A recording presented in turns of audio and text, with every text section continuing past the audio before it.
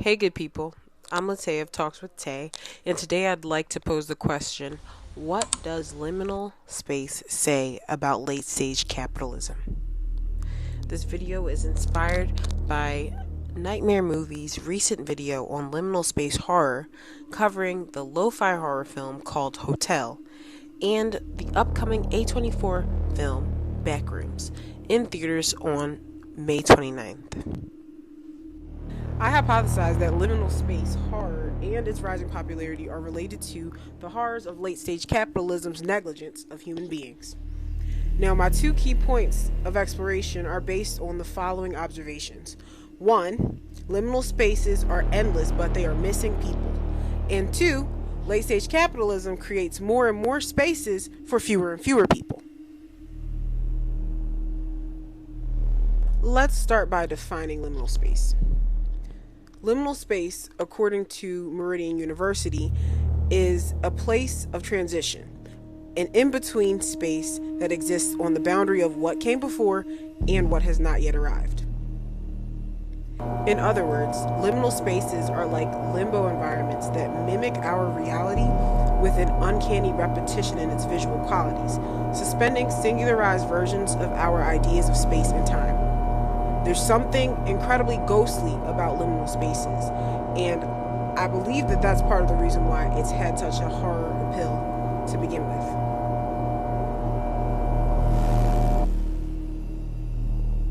A key feature of liminal spaces is their emptiness.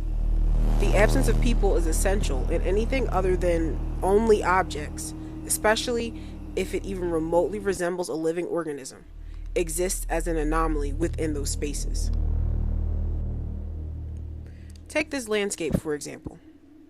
For all of its surrealist, dreamlike qualities, the suburban surroundings pretty accurately resemble a real-life suburb. Which brings me to my second point. Late-stage capitalism creates more and more spaces for fewer and fewer people, which ultimately has those spaces looking like the liminal spaces that we see in horror films. Late-stage capitalism has several important elements, but for the purpose of this video, the working definition is an era of capitalism characterized by corporate dominance achieved through the privatization of everything, mass consumerism, and financial decline for the masses. It exacerbates existing inequalities and sends them into hyperdrive.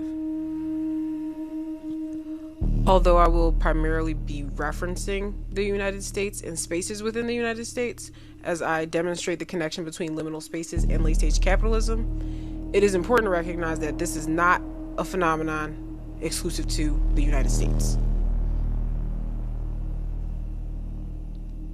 It's the privatization part of late-stage capitalism that I mean to emphasize the most in this comparison, because more and more spaces are created that are increasingly less accessible to the average person, and eventually to no one at all. As the rule of a few closes in on all public goods, expanding barriers and creating more and more spaces with restricted access, an expectation is set that there will only be a select group there, and eventually none at all, as capitalism expands and more people fall from the respective classes above and become part of the lowest rung.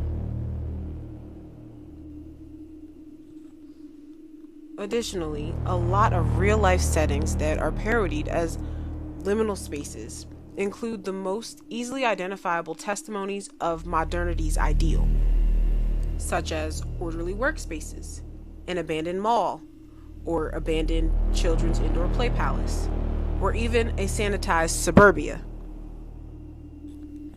Take the gallery in Philadelphia's city center, for instance, where there are fewer cultural markers throughout the building and fewer people too. The gallery, which is now known as the Fashion District, was a two-story mall that spans 3 city blocks and connects 2 regional rail public transit stations. It was intended to be a popular shopping attraction for suburban and city people, as most malls aim to, and featured major markers of the city's culture in its original architecture. As the gallery, people often remember it fondly, recalling its Christmas decorations, tree lightings, and other holiday events meant to attract people. Nowadays, as the fashion district, the reception has changed. The space reportedly has 15% of the stores sitting vacant, and its foot traffic has yet to return to pre-pandemic levels. One article even describes it as having a ghostly quality, just as I labeled liminal spaces earlier, stating that at nighttime, TFD can feel like a zombie breeding ground from The Last of Us.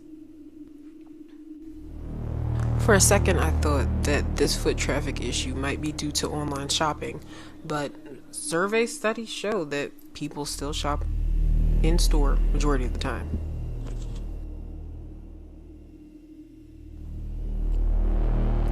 As a fashion district, the building also hosts what are meant to be more high-end stores in a city where the median household income as of 2024 was about $61,953, according to the Census Bureau.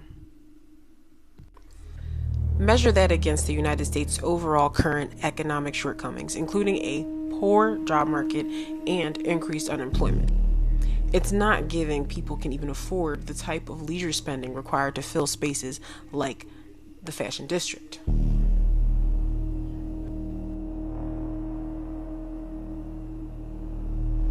With the walls of privatization and economic decline closing in on us, late-stage capitalism creates an atmosphere of endless empty spaces, just like the Backrooms.